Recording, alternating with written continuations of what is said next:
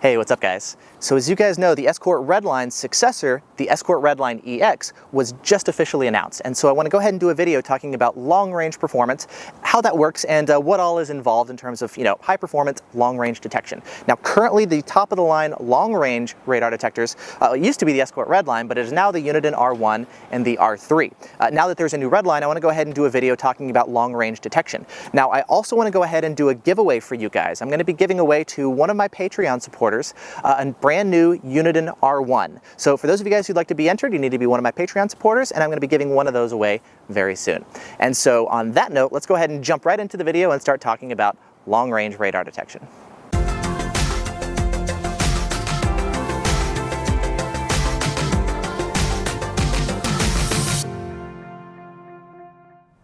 Hey, what's up guys? In this video we're going to be talking about the complete answer to a very common question, which is basically, hey, I'm looking at a particular detector, how much range am I going to get? Now, I've seen a number of people actually answer this in different ways. They'll say the detector is going to give you 5 miles of range or 10 miles of warning, or they'll say you get, 5 times the capture distance of a police radar gun, or, there's all sorts of different ways to say it that are, very simple and straight to the point. But unfortunately, they're, in my opinion, oversimplified to the point of inaccuracy, and they lead to a number of issues. People will say, I bought this radar detector thinking I'm going to get 5 miles of range, but I'm only getting half a mile of range. Is something broken with my detector? Do I need to send it in for repairs? Do I need to return it? When it turns out nothing is actually wrong and it's performing exactly correct. You see, there's some situations where a detector that in one situation can give you 5 miles or 10 miles of range, and yet in other situations it can give you half a mile of warning or less. And this is actually totally normal. And so I've been thinking about a good way of how to give a very simple and straightforward answer, and I think the best way that I could say it, it's a little unsatisfying. It's saying it's going to give you enough warning in most situations.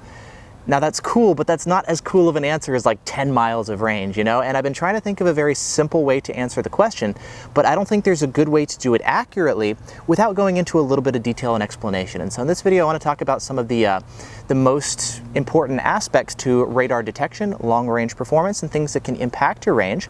We're going to be talking about times when you may want to go for a long-range detector, or maybe you don't necessarily need the longest range performance, and maybe you want to look at another aspect of a radar detector. So we're going to go into a little bit more detail now regarding performance, specifically when it comes to long-range performance, why it's important, and what can impact your performance. Now, far and away, the biggest factor, without a doubt, is going to be terrain. When radar is propagating through space, the radar waves are traveling through space, if there's nothing in the way, they can travel super far, and it's really easy to pick it up. So if you're in a flat, open, wide open desert, and a cop is 10 miles up the street pointing right at you, it's very possible that you can pick him up 10 miles in advance. This is going to be an almost ideal situation, right? It's so easy to see and hear that signal, so you're going to be getting crazy long-range performance. Now, this may sound like overkill, but the cops will know this too. They know people way down the road can pick them up, so they may use a trick called instant on, where they actually turn their radar guns off and they stop transmitting. So the people way down the road are not going to get any advanced warning, and what they'll do is they'll only turn on their radar guns and start transmitting when they see somebody that they actually want to clock. And this is a very important reason why you'll want a radar detector with a lot of sensitivity, even in ridiculous, very easy situations, right? If there's instant on being used, your only advanced warning may be a car 5 miles up the road ahead of you if there's almost nobody driving down the road, So even in those easy situations, you may want a detector with a ton of range. Now, what about other different terrains? Let's say you've got, trees around. What if you've got hills or you're in the mountains? All these things can block and absorb the radar signal, and they're going to cut down the range that the police officer is going to be able to clock vehicles, because there's, all this terrain blocking the signal to not be able to reflect back to his radar gun. It's also going to cut down on your ability as a radar detector user to pick him up. If the tree is absorbing the signal, if there's buildings, if there's mountains in the way, all these things can block and absorb the radar signal and reduce your range as well. And so the exact same radar detector that can give you 10 miles plus in ideal range may only give you half a mile if you're lucky, in the mountains. So terrain can be a huge factor when it comes to long distance sensitivity, and a detector that is very sensitive may actually be the difference between a ticket or not, if you're even going to get advanced warning even against constant on. In some situations the terrain can be so difficult that a sensitive detector versus a less sensitive detector may be the difference between 3 seconds of advanced warning and half a second of advance warning. And that can be the difference between whether or not you have time to respond, get on the brakes, and slow down or not, you know? So a few seconds of warning in more difficult situations can literally mean the difference between a ticket or not. So it's not always about, 10 miles of warning. It may literally come down to a few seconds, and that can be a very big factor, So there's different things to consider as far as terrain. Something else to consider is actually the traffic. Other cars around can positively or negatively impact your experience. So we talked about instant on and how when there's cars ahead of you, that could be a reason for the officer to turn on his radar gun and you can get advanced warning. Now traffic can also block the signal just like the terrain and reduce the range. And so if you've got a bunch of traffic in the way, they could actually be blocking the signal just enough to reduce the range of your detector and prevent alert. I've actually seen this before in testing where I was driving with the red line actually, which should have been smoking all the other detectors, and I had one bad run where all of a sudden I was getting ridiculously short range, and it wasn't until I went back to review the test footage that I saw what had happened. And basically the test course kind of had a little choke point. It was a tunnel made up by trees that were kind of going over the road, and it wasn't until I looked back at the test footage that I saw that when I was actually running this course, there was a big truck that was driving through this little tunnel and actually blocking the signal and preventing it to getting from me. So on that particular run that I did with the red line, I got artificially short range because vehicles on the road and traffic negatively impacted performance. So traffic can be a big factor.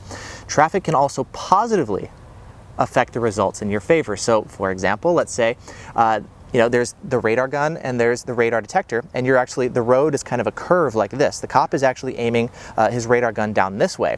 And the signal, it's really tough to get to your radar detector because there's a bunch of trees in the way or a hill or whatever, building, who knows. What if there's a car that's driving around that curve and his radar signal goes boom, it hits that car and then it reflects back to your radar detector. That big flat side of the car is acting as a big reflector to bounce the signal back to your radar detector, where without the car, maybe you didn't get the alert. So the traffic can also have a positive impact to your radar detection capability. So traffic is a big factor both positively and negatively. The radar gun that's in use can also have a big factor.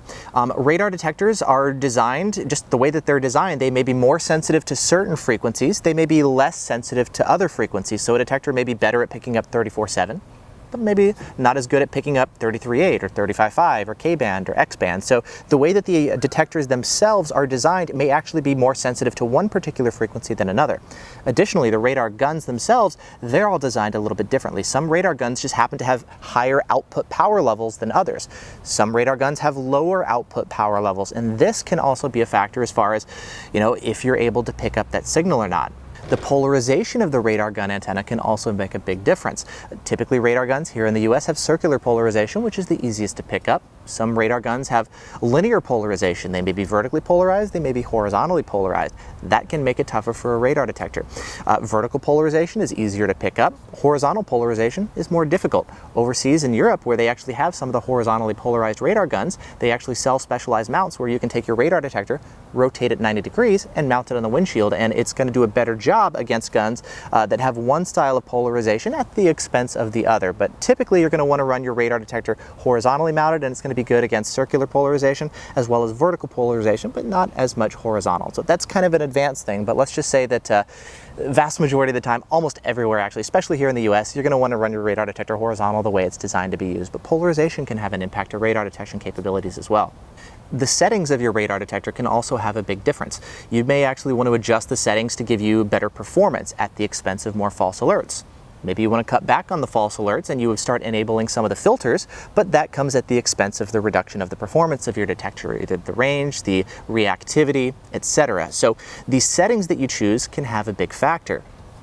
Some filters actually allow you to have full performance without impacting the performance, which is really nice, or full filtering without impact to performance. Other radar detectors have K-band, or Ka filters that do impact performance. So even the detector that you choose and the settings that you choose can make a difference.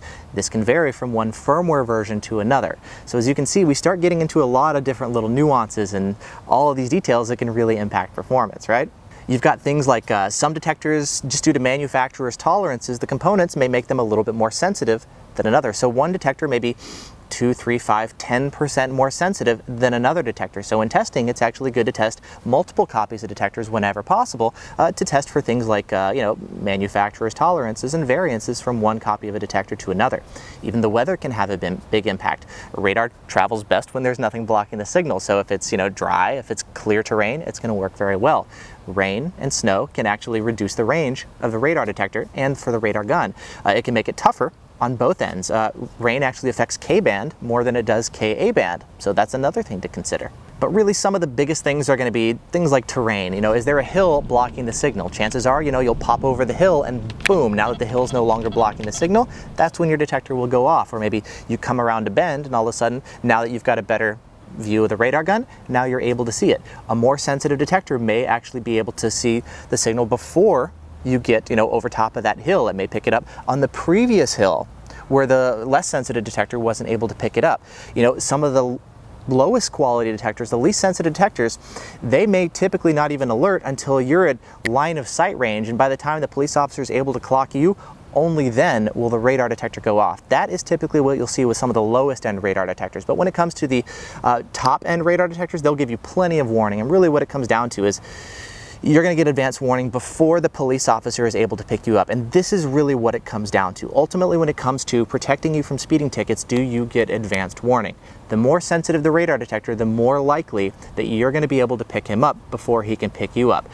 There's so many factors at play that it's really tough to say if you're going to get 5 miles or 10 miles or whatever. All those things, to be perfectly honest, I think are they're awesome, really simple one-liner answers, but in my opinion, they're oversimplified to the point of inaccuracy because you can see there's so many variables that to say it can do 5 miles or maybe even up to 5 miles of range, because everybody tests this a little bit differently, there's really no consistency from one detector to another. So let's talk about, testing and some of the impacts that you'll see there. And once we start taking a look at test results to really find out what detector is more sensitive and by how much, let's take a look at how all that works. Now, typically when we actually test, we're going to be testing in situations where the radar gun is pointed towards the radar detector. So, the radar gun is actively trying to detect the radar car, or the radar detector, right? The car with the radar detector. This isn't always the case. There are going to be situations where the radar gun is not pointed towards you at all, and that's something to consider. Police officers actually have they often have two radar antennas in their vehicle, one pointing out the front of their vehicle and a second antenna pointing out the back. So they're able to clock traffic both in front of them as well as behind them. If they're pulled over on the side of the road, sometimes they'll have one antenna, maybe the other. If they have the opposite facing antenna, you're going to have much reduced detection range, right? So that's something to consider. He doesn't always even have the radar gun pointed towards you in the first place. This may be done intentionally, may be done unintentionally. For example, if you look in Canada, in Edmonton, they only run rear license plates. They don't have front license plates, and so if they have photo radar set up there and they're wanting to take pictures of people as they drive by, they're not pointed at the front of the vehicles as the vehicles are approaching. They have the radar guns pointed where they're actually clocking the back of the cars after the car drives by the photo radar, and so the radar gun is not even pointed towards the car which is approaching, and so you need to actually be able to pick up that radar gun before you get in front of that vehicle and into the kill zone, right? So that's something to consider as far as reduced detection range. When you're coming towards the radar beam, you're going to get much longer detection range. But typically for testing, what we want to focus on is driving into the radar beam. We've done tests, of course, all sorts of things with the radar gun pointed towards you in a way, but kind of the traditional test is testing constant on with the radar gun pointed towards you. Now, when you start taking a look at test results, you can't actually look at one test and get all of the relevant information. For all these reasons that we talked about, a radar detector may be more sensitive on one frequency than another. It may have the settings set up for better filtering. It may have it set up for better performance. One copy of a detector may be a little bit hotter than another. So you need to test multiple radar detectors against multiple different radar guns on multiple different courses. For those of you guys who drive in flat, straight terrain, you may see 10 miles of range. The test results may show 2 or 5 or 6 miles or whatever, If you look at another test where there's more curves or hills, that may cut detection range down to half a mile or less. The test courses where I use, I typically get about half a mile of range. I could set it up where, maybe if there's not a lot of leaves around in the summertime, things like that, or in the wintertime when there's not a lot of leaves, I may get longer detection range because there's not a lot of leaves, But in the summertime where the foliage is really lush and there's a lot of leaves, springtime, we'll get reduced range. So things like that can have an impact. So you can't really focus on one radar detector test. So when you're taking a look, you can actually take a look at a bunch of different tests. On RDF, there's a section devoted exclusively to test results, and you can take a look at a lot of different people's tests, testing all over the world, all over the country, with different radar guns and radar detectors with different settings and different testing scenarios. And really one of the best ways to do it is to just take a look at a lot of different testing, and you'll start to see different trends. You'll start to see that one detector tends to be more sensitive than another. you'll see that maybe on one frequency it tends to do a lot better. Maybe a detector is much more sensitive at 34.7, but maybe on 33.8 or 35.5, it's not so much as a standout performer.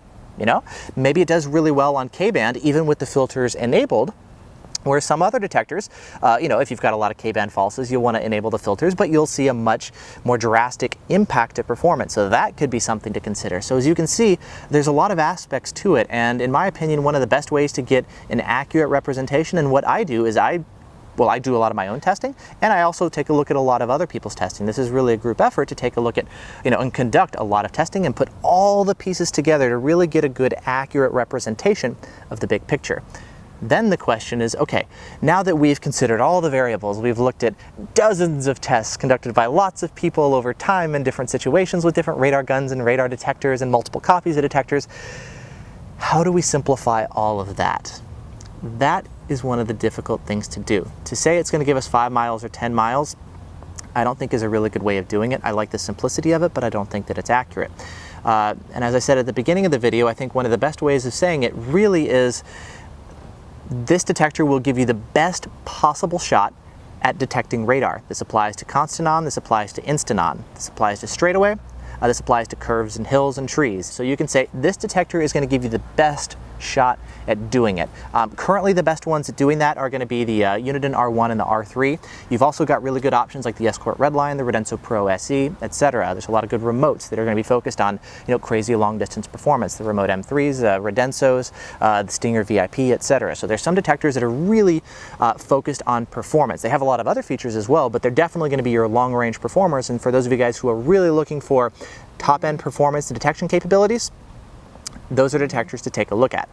Now, there may be times that you may want to sacrifice a little bit of performance to gain other features. For example, maybe you want a detector that you don't necessarily need all the crazy long distance range, A lot of times you just deal with constant on and flat terrain and all this kind of stuff. If you've got a lot of things, which you may not necessarily know when you're first getting into radar detectors, but some of the detectors will actually sacrifice performance to a certain extent at the expense of giving you some other features. They may give you arrows to help you locate the threat. They may give you automatic lockouts or easier filtering capabilities, or maybe you can pair it with your phone to get some extra cool functionality available over Bluetooth. And so performance, while it's definitely one of the most important aspects to a radar detector, how good can a radar detector detect radar? I mean, that's like number one, radar detection capabilities. There's definitely more things to consider. Other than just performance alone, of course, which I cover in my buyer's guides and a lot of my other videos and reviews and comparisons. I do that all the time, as you guys know, but when it comes strictly to performance, that's really what it comes down to. As you can see, there's a ton of different variables involved. I wish there was a really simple way of saying it, and just saying, okay, this one's going to give you 8 miles and that's going to get 5 miles. But I think that's, again, as I mentioned, oversimplified to the point where it can be kind of misleading. And I've seen a lot of people, especially lately, now that the new Unidens have come out, for example, and they say, hey, I'm getting line of sight detection sometimes, or I'm getting only half a mile of range. What's going on? And then you take a look at the videos and you see, oh, maybe there was instant on, his radar gun was pointed the other way, etc. There's a car block. There's tons of variables going on that I think it's really important to understand how radar detectors work and kind of how radar signals travel through space, what can impact the detection range, and so you have a better understanding of how these tools work and what they're telling you, and maybe not necessarily misunderstanding if you get poor detection range, if something is actually wrong. That's actually one of the biggest causes of returning radar detectors, is people think something is wrong. I didn't get a lot of range, or I passed a cop and my radar detector didn't alert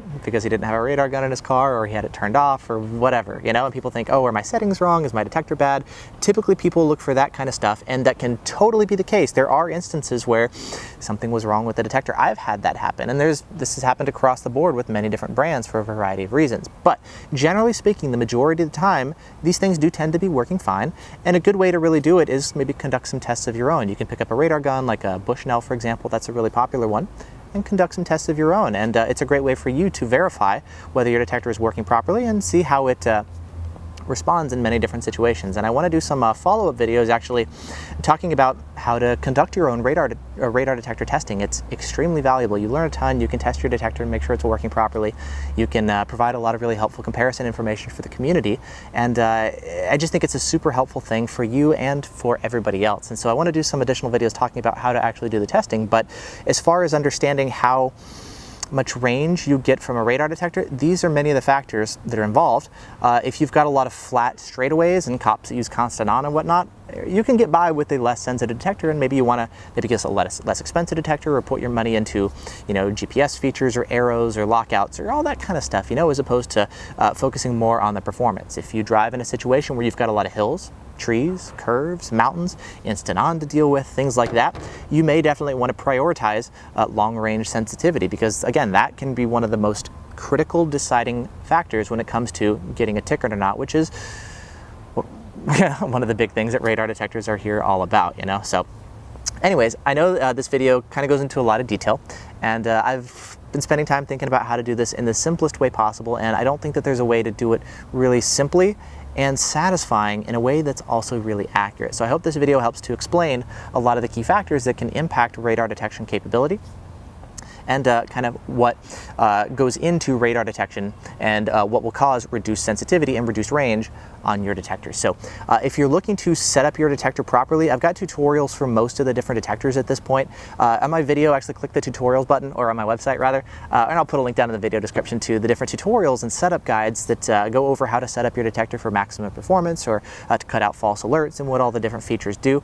So I've got all that stuff available on my website. Definitely take a look at that. I also cover what detectors are the most sensitive, which ones maybe sacrifice a little bit of sensitivity to give you other features in return, maybe a lower price or other cool features, you know. So anyways, that's a look at some of the key factors that can impact radar detection sensitivity. So also, if you're wondering and you want to take a look more, I'll post a link down in the video description to a lot of the tests on RDF, so you can take a look there and really see how all these detectors really compare.